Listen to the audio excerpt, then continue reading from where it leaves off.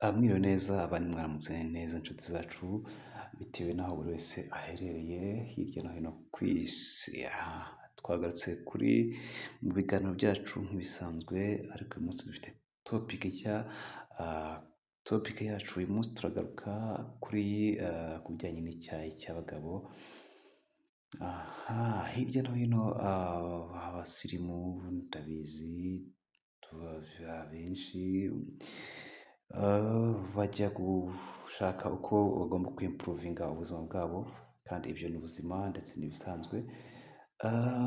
Abasirimu kenshi bajya mu marimantasiyo, abandi mu mafarumasi, haba mu Rwanda hirya no hino ku isi.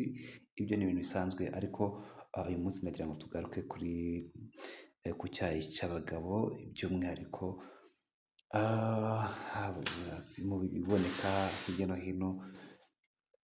Iyo tuvuga ibyayi by'abagabo, sinzi abenshi ntabwo bashobora kuba batumva ibyo ari byo, ariko reka tubivuge neza uko biri. Ni ibyayi bifasha abagabo mu kwisubiza ikuzo ndetse no gusubirana urugwiro mu gitanda n'abapateneri babo muri rusange. Ibyayi biboneka rero muri rusange, hari ibyo bita coffee for men cyangwa se men coffee, icyayi ndetse gishobora kuboneka hirya no hino mu mafarumasi ndetse no mu marimantasiyo. Ibyo ni ibintu bisanzwe. Hari ibiboneka bita power coffee for men, ibyo ni ibyayi bisanzwe by'abagabo. Hari ibyo bita men power energy coffee, ibyo ni ubundi bwoko, ndetse hakaba n'ibyo bita coffee vitamin coffee. Icyo nacyo ni ikindi cyayi cy'ubundi bwoko, ndetse gikunda kuboneka kenshi cyane mu Rwanda, haba mu marimantasiyo ndetse no mu mafarumasi hirya no hino mu gihugu cy'u Rwanda by'umwihariko. Ubu kuri uyu munsi, kuri iyi nshuro ndagira ngo twigarukire, twibande cyane cyane kuri coffee vitamine, kugira ngo tumenye ese ko abantu benshi binywera coffee vitamine hirya no hino, cyangwa se ibyo byayi bindi, izo coffee zindi, izo coffee mu by'ukuri zirimo iki, kuki abantu bazinywa, zibujijwe ninde utemerewe kuzinywa, doze yo kuzinywa ni iyihe, ese iyo unywa doze nyinshi bigenda bite? Uyu munsi ndagira ngo tujye in deep, tujye en detail, tuganire cyane cyane by'umwihariko kuri coffee vitamine. Reka twigarukire kuri coffee vitamine yacu. Coffee vitamine muri make igizwe n'iki? Coffee vitamine, muri coffee vitamine dusangamo cafeine. Cafeine, ese ukibaza uti ese cafeine mu by'ukuri imara iki? Abafata coffee vitamine mu kugira ngo bongere umunezero ndetse no gusabana n'uwo bari kumwe, bakuramo iki? Iki cyayi banywamo bakuramo iki? Harimo cafeine. Cafeine itanga ingufu ndetse yongera ubushake bwo gukora imibonano mpuzabitsina, ikongera amaraso mu gutembera neza. Muri coffee vitamine dusangamo ginger, niyo bita tangawizi mu kinyarwanda. Ginger ifasha iki rero? Ginger ifasha amaraso mu gutembera, ikagabanya umunaniro mu mubiri w'umuntu. Nayo urumva ko ari ikintu cy'ingenzi muri kiriya cyayi cy'abagabo. Muri coffee vitamine dusangamo ikinyabutabire bita ginseng. Ni ikinyabutabire kizwiho kongera umusemburo wa testosterone, kigakomeza imikaya no kongera ubushake bwo mu gutera akabariro. Kandi itunganya imikorere y'ubwonko mu kurwanya stress ndetse n'umunaniro. Muri coffee vitamine kandi dusangamo ikinyabutabire bita macrot powder. Ni ikinyabutabire gihingwa mu majyaruguru y'igihugu cya Peru, niho kiboneka cyane cyane. Iki kinyabutabire kimara iki? Ni ikinyabutabire gishinzwe gukomeza ubudahangarwa, kikongera intangangabo ndetse kigabanya umunaniro, kigatanga umunezero mu gukora imibonano mpuzabitsina. Ndetse cyongera ubushobozi bw'igihe kinini mu gutera akabariro. Muri Coprivitamine kandi dusangamo ubuki. Ukibaza uti noneho sasa ubuki bwo buje kugira bute kandi? Aba bantu bayikoze ni abahanga, batekereza ibintu bitandukanye, bareba kure, bareba ese aha ngaha turakuramo iki, aha ngaha turakuramo iki, aha ngaha turasangamo iki, aha ngaha turasangamo iki. Ubuki rero, ubuki bwo ubwabwo bwongerera umubiri ingufu ndetse bugafasha kurwanya umunaniro. Bufasha mu kurwanya umunaniro no gukomeza imisemburo y'abagabo. Mu buki kandi harimo umusemburo bita borone. Uwo musemburo ufasha iki? Ni umusemburo ufasha mu kongera hormone ya testosterone.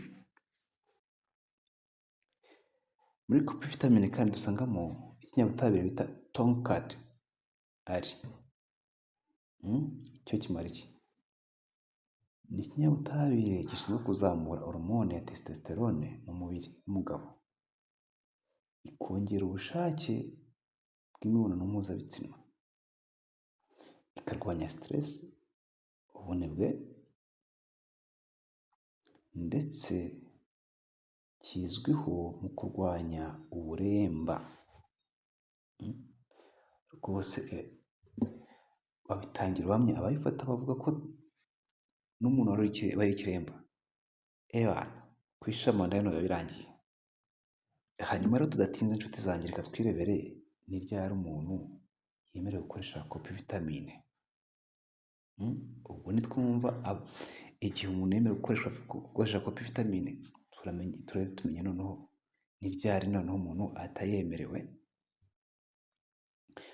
Umuntu yemerewe gukoresha Coprivitamine mu gihe ari umuntu ufite imyaka y'ubukuru, bivuze ni imyaka iri hejuru y'imyaka 18,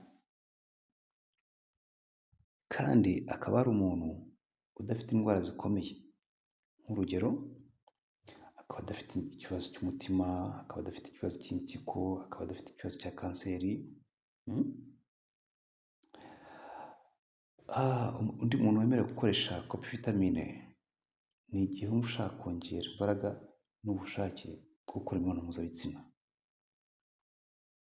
Ku bagabo bafite ubushake buke, ku bafite igabanuka ry'imisemburo ya testosterone, cyangwa se kumva badafite imbaraga. Urugero ni nk'umugabo unaniwe kubera stress, cyangwa se kubera ko yakoze akazi kenshi, cyangwa se kubera ko afite umunaniro uhoraho, ashobora kuba ayikoresha, ariko akayikoresha rimwe na rimwe. Kandi nanone umuntu ashobora gukoresha Coprivitamine mu gihe adakoresha imiti ikomeye, cyangwa se akaba ari umuntu utarwaye,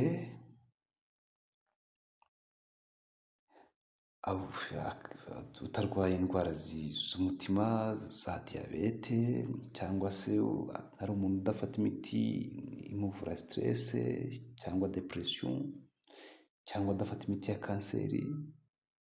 Ashobora kuba yakufata kuri Coprivitamine, ariko akayifata igihe gito. Ashobora gukoresha nanone kandi umuntu ashobora gukoresha Coprivitamine mu gihe yumva afitemo intege nkeya,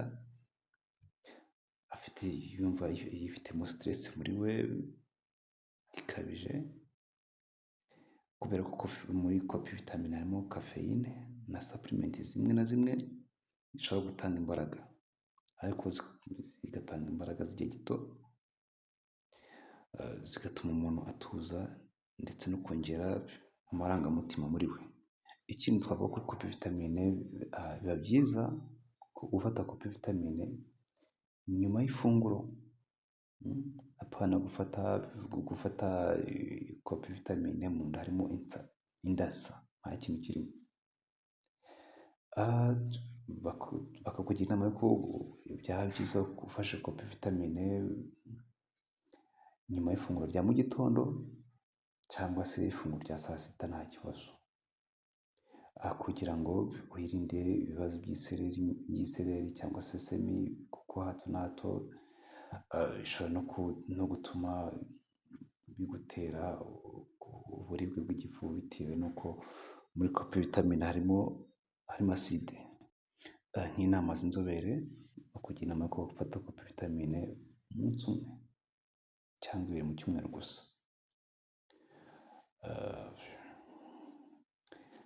Bakakugira inama y'uko wayifata ku bushake bwo kongera imbaraga gusa, ubundi ukaba wanayihorera pe, ukaba wakwirinda kwifata mu gihe kirekire kuko bishobora kugira ingaruka ku misemburo yawe, imikorere y'umubiri ndetse n'umutima. Kandi bakakugira inama y'uko mu gihe wayifashe byaba byiza unywa amazi menshi. Iyo uyinyweye kandi ntuyinywe mu nda nta kintu kirimo nk'uko twabivuze hejuru. Hanyuma dushobora kwibaza tuti noneho ni ryari utagomba gukoresha kopi vitamine? Hano twaciye akarongo gatukura. Ntabwo ugomba gukoresha kopi vitamine mu gihe urwaye umutima cyangwa se urwaye umuvuduko w'amaraso. Rwose ni byiza ko utakoresha kopi vitamine. Ni byiza ko utakoresha kopi vitamine mu gihe ufite stress ikabije cyangwa se uhangayitse. Ni byiza ko utakoresha kopi vitamine niba ufite ibibazo byo gusinzira. Donc ukaba uri umuntu uri aho ngaho wabuze ibitotsi, warangiza ukajya kunywa na za kopi vitamine. Oya, rwose si byiza, icyiza ni ukwayihorera. Niba ufite indwara ya prostate ni byiza ko wareka kopi vitamine rwose. Ikindi,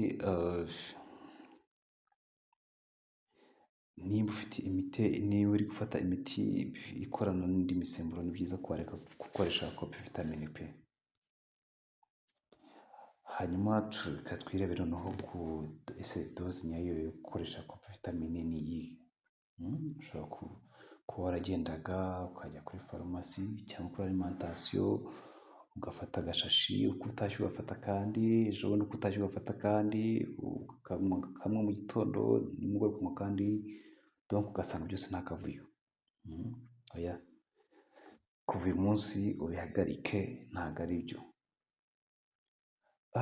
Doze yemewe nyayo yo gufata kopi vitamine ni akarahure kamwe ku munsi ku muntu uyimenyereye.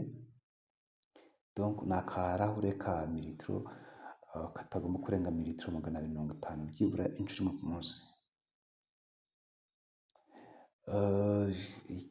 Cyangwa se haba hari umuntu utayimenyereye, yafata agace k'agakombe mu gitondo n'agace k'agakombe nimugoroba. Ku bantu bashya mbega. Sasa noneho reka twirebere ingaruka zo gufata doze nini kuri kopi vitamine ni izihe. Ingaruka ya mbere ni uko uhorana umuhangayiko. Donc ugahora wumva uhangayitse muri wowe, utazi ibiva, utazi ibitera, ariko kopi vitamine itera guhangayika. Ubwo rero izo ni zimwe mu ngaruka, kubera kafeyine ibamo. Iyo ufashe doze nyinshi byagutera guhangayika, ndetse nabyo mu cyongereza bita anxiety. Ishobora gutuma ubura amahoro mu mutwe muri wowe, donc muri wowe ukumva nta mahoro ufite. Kubera iki? Kubera kopi vitamine wanyweye nyinshi utabizi, ukicara hasi ugotomera ukavuga uti mu gitondo nimugoroba nzajya nyinywa, ariko ntubizi ingaruka. Nabyo si byiza. Indi ngaruka ni uguhora wumva urakaye muri wowe, ugahorana umushiha, ukumva ufite umunabi. kubera ko vitamine wihaye uri umuntu w'umusirimu, ni byiza kumenya ibi bintu. Kopi vitamine doze nini ibitera ibibazo by'umutima. Kafeyine ubwayo, kafeyine izamura umuvuduko w'amaraso, hypertension no gutera cyane k'umutima aricyo bita palpitation cardiaque. Rero ni byiza ko wareka gufata doze nini cyangwa se kuyimenyereza igihe kinini cyane, ntabwo ari byiza namba. Gufata kopi vitamine doze nini bishobora gutuma ubabara mu nda, ugahora uribwa mu gifu kubera acide nyinshi, kandi ishobora guteza ibyuka byo mu nda aribyo gastritis, ukabyimba mu nda, ukagira ibibazo byo kuruka, ukagira isesemi cyangwa se ukagira diyare.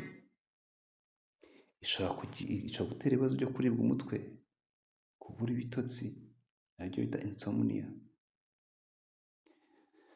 Ishobora kugira ikibazo cy'umutwe ukabije aribyo bita migraine, kubera ko wanyweye kopi vitamine nyinshi. Kubera kunywa kopi vitamine nyinshi kandi bishobora gutera kwiyongera bikabije by'umusemburo wa testosterone. Rimwe na rimwe ibyo bitera ibisebe ku ruhu ndetse no kudatekereza neza, hari handi usanga umuntu ahuzagurika aribyo bita irritability mu ndimi z'amahanga.